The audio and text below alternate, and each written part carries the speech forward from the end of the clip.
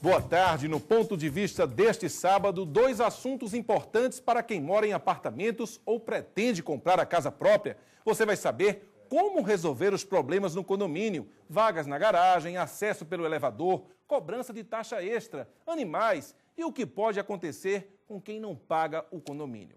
No outro tema, vamos falar sobre a taxa da Marinha. Pernambuco tem cerca de 70 mil imóveis nessa situação. O que fazer? Convidamos o advogado tributarista Ricardo Pragana e o administrador de condomínios Inaldo Dantas. Boa tarde, muito obrigado por participar aqui do nosso programa Ponto de Vista. Boa tarde, Gambô. Começando por essa taxa da Marinha. Muita gente fala nela, muita gente mora em terrenos que são da Marinha e essa confusão parece não ter fim. Qual o prejuízo de quem compra uma casa, um apartamento que é terreno de Marinha? Bom, na verdade você não tem muito como fugir disso. Você, quando adquire um imóvel, você pode saber de antemão se esse imóvel é de Marinha, mas pode ser que você não saiba. Até porque mas tem como saber, né? Tem como saber. Não, no registro imobiliário, consta se o terreno é próprio ou se o terreno é da União, se o terreno é de Marinha.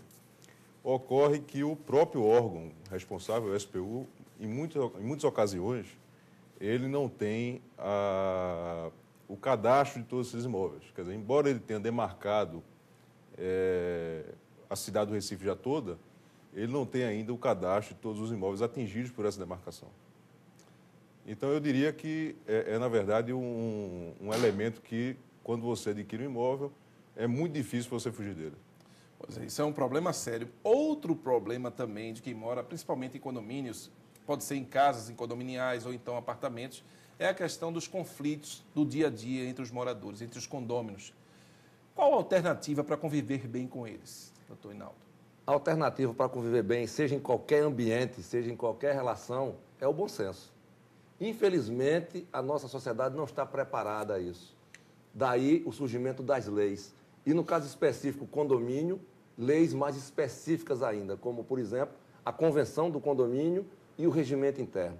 São peças fundamentais na garantia de uma convivência mais pacífica possível. Pois é, voltando para a questão da Marinha, eu fico com dúvida no seguinte: quem compra uma casa que o terreno é de Marinha, corre o risco de perder esse imóvel? Corre. Porque, na verdade, o que acontece é o seguinte: hoje você tem dois regimes que regem os terrenos de Marinha. O terreno da Marinha ele pode ser sob o regime de ocupação ou sob o regime de foro. No regime de ocupação, o que o particular tem é a mera posse do imóvel. Quer dizer, a propriedade ela é integralmente da União Federal. E, no caso do foro, essa propriedade ela é partilhada. Quer dizer, você tem uma parte da propriedade que é da União Federal e uma outra parte que é do particular. Certo? Quando se trata de regime de foro, que a gente chama também enfiteuse, então o particular tem maiores garantias. Por quê? Porque se o imóvel for retomado, o valor do terreno vai ser indenizado ao particular. No caso de ocupações, a única coisa que é indenizada são as benfeitorias. Então, você tem o risco de comprar, por exemplo, um terreno para construir sua casa e se o poder público entender que há interesse público no local, esse terreno vai ser retomado e você não vai ter nenhum tipo de indenização. Mas aconteceu isso já? Já aconteceu. Pois é. Você que é especialista em condomínio, como é que sairia de uma bronca dessa? Comprar uma casa, investir tanto no seu sonho ali, e de repente a Marinha diz, olha, é meu e você vai ter que sair. Na verdade, o terreno sempre foi da Marinha. Porque o que acontece é uma concessão, é um direito de uso. Né? E isso se complica no caso quando ali é construído um condomínio. Então, a pessoa que constrói, então um grupo de pessoas que constrói um condomínio em terreno de Marinha, ele vai correr o risco de perder a unidade duas vezes. Uma pelo interesse do Estado em ter o local, em dispor da área, e outra que ele pode estar perdendo o seu apartamento, por exemplo, se ele deixar de pagar a taxa de condomínio devida ao edifício. Né? O inadimplente, que tem seu débito executado, que não cumpre, que não paga a execução, ele pode sim perder o seu apartamento por não ter quitado a taxa de condomínio, mesmo que aquele apartamento seja o seu único bem de família. Por exemplo, você falou uma coisa importante, porque a gente, antes do programa aqui, estava conversando e ele falou que os problemas de condomínio são 3, agora 4, 6, é isso? Os problemas de condomínio começa com a letra C. E os seus 3 maiores problemas também começam com a letra C, que é carro, cachorro e criança. Não que criança, carro e cachorro causem problemas no edifício, mas os maiores problemas são causados por eles. Tá? E depois, por conta de 2 novos Cs, ou seja, o Código Civil, entrou mais um C na vida já tão atrapalhada do condomínio, que é o caloteiro. Mas por que surgiu o caloteiro? Com a entrada em vigor do Código Civil Brasileiro em janeiro de 2003, a multa pelo pagamento em atraso da taxa de condomínio era de até 20%, uma multa de um valor considerável. Com a entrada em vigor do Código, a multa baixou de 20% para 2%. Para muitos devedores brasileiros, 2% é um certo incentivo.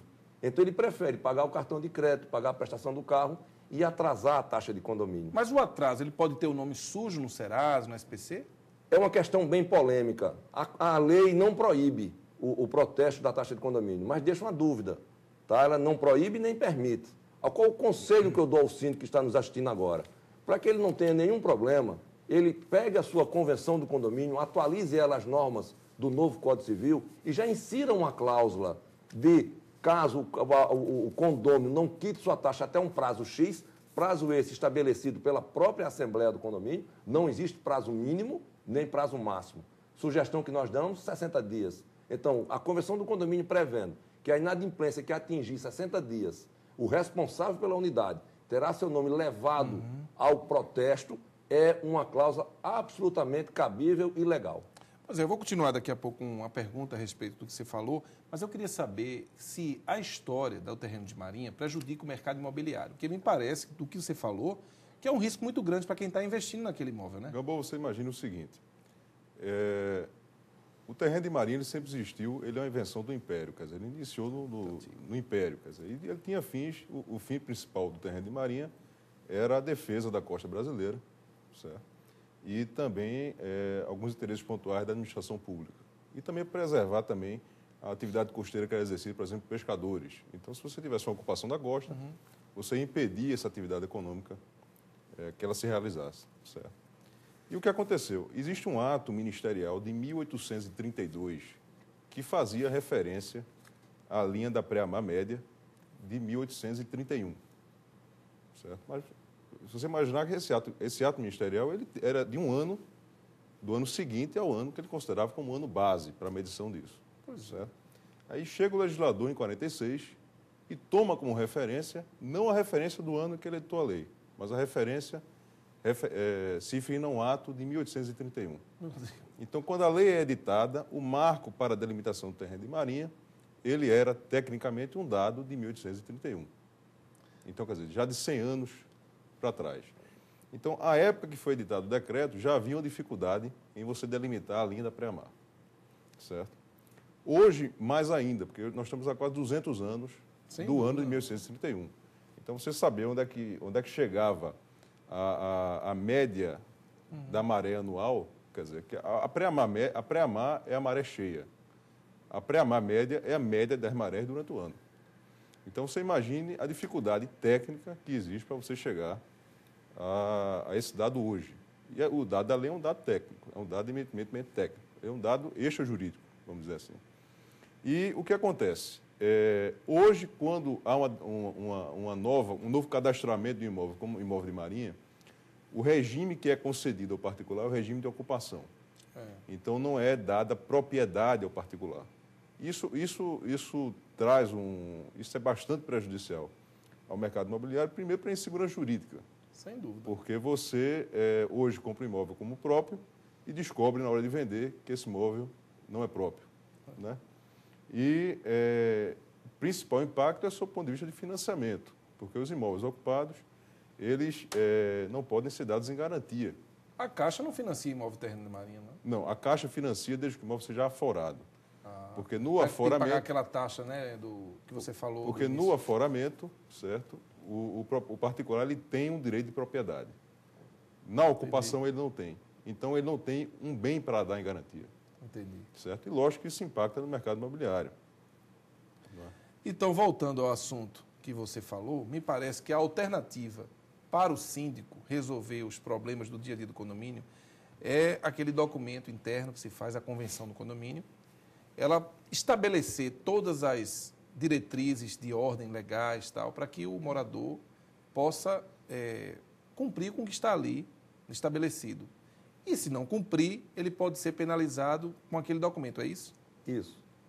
As relações condominiais, vou agora ser bem particular ao condomínio, àquele condomínio. Elas são reguladas pela convenção e pelo regimento interno. O regimento interno é, inclusive, parte integrante da convenção. Às vezes há muita mistura entre um e outro. É verdade. Aí alguém me pergunta, e qual é a diferença da convenção para o regimento interno? É muito simples. A convenção, ela regulamenta o direito de propriedade. E o regimento interno, o uso dela. Ou seja, a convenção de condomínio vai dizer o que é meu e o que eu tenho e o que eu não tenho naquilo que é meu. Porque o condomínio tem partes de propriedades comuns e partes de propriedades privativas. E no regimento interno, eu vou ter aquilo que eu posso fazer no que é meu. Ou seja, as regras do direito e dos deveres do uso da unidade. E neles dois, a gente coloca a multa para cada um. Eu tenho a multa pela propriedade, pelo direito de propriedade, e eu tenho a multa pelo uso da minha propriedade. Ou seja, a convenção do condomínio prevê a multa pelo condomínio em atraso, pela taxa em atraso. Já o uso errado da piscina, do salão de festa, do salão de jogos, está no regimento interno. Então, o regimento é uma coisa mais específica. E cada um é feito especificamente para cada condomínio. O que a gente vê, na verdade, no mercado é uma primeira convenção que foi feita, o prédio vizinho copiou, o outro copiou. Então, existe praticamente uma convenção só para todos os prédios. E que não né? Sem tratar do detalhe de cada um. Daí a importância de que cada condomínio pegue a convenção que tem atualmente, faça uma revisão e personalize. E nela inclua as regras e as penalidades para regras. Porque não adianta você punir, não adianta você proibir se você não pune. Uma das maiores dúvidas é com relação ao animal, por exemplo. Se eu posso ou se eu não posso ter um cachorro no meu apartamento. Mas chega a dona Maria do apartamento 109 e diz, não, mas tem uma lei nova agora que permite que eu tenha cachorro no meu apartamento. Na verdade, nunca existiu lei nenhuma, nem que permita, nem que proíba. Isso aí é o direito de vizinhança. Entendi. Né? E quando o senhor pega a sua revista, que a gente vai falar sobre ela daqui a pouco, eu queria saber, então, na questão do terreno de marinha, qual a alternativa para a gente que quer comprar um imóvel? Será que não existe solução? Bom, alternativa não há. O que existem são pontos que você pode contestar. Então, por exemplo, obviamente que se o SPU, que é o órgão responsável pela demarcação do terreno de marinha, ele substitui um critério legal, porque o critério legal ele é um critério certo e determinado. Ele diz que o terreno de marinha é o terreno que se localiza até os 33 metros contados da linha da pré-amar de 1831. Que é um absurdo. Então, ele não fala, na verdade, em linha da pré-amar atual. Então, eu já parto que o órgão substituiu o critério legal por um critério aleatório, porque o órgão hoje demarca com base na linha da pré-amar atual. Então, você já tem uma substituição de um elemento que é certo e determinado, que é o elemento legal, por um elemento que é aleatório. Ô, Ricardo, você concorda, então, que se eu lhe procurasse, você como advogado, disse, olha, eu quero comprar um imóvel e tal, agora eu vi aqui na prefeitura, enfim, ou no cartório, onde for, que ele é terreno de marinha, a pessoa tendo como ver, você diria, olha, não compre não. É isso que você diria para a pessoa? Não, obviamente que isso é um empecilho. Você imaginar o seguinte, você tem uma lei anacrônica, certo? Uma lei que... que está estabelecida, que tem que ser cumprida. Não tem que ser estabelecida, agora é uma lei que ela não casa mais com a realidade do Brasil hoje. Ela causa uma insegurança enorme no mercado imobiliário, certo? E o problema é você encontrar um imóvel que não seja de marinha. Mas tem. Tem, claro que tem. Claro que tem, mas né? você for pensar na bacia do Recife, primeiro que ela entra e é cortada por dois grandes rios. Não, sim, né? Beberibe e Capibaribe. Isso. Mas, agora, o que me chamou a atenção... O Recife é uma conjunção de ilhas. E você tem que imaginar o seguinte, que além do terreno de marinha, você tem o que a gente chama de acrescido de marinha. Então, vamos supor que o mar recuasse, de 1831 para cá, ou que, por exemplo, você tivesse uma área de mangue. Eu só estou vendo ele avançar. Isso.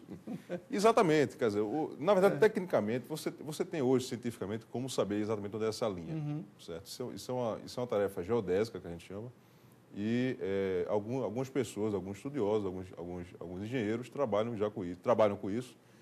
E eu sei, dito por alguns colegas dessa área de engenharia, que é possível você chegar a essa linha do pré-amar. Mas o SPU não faz isso.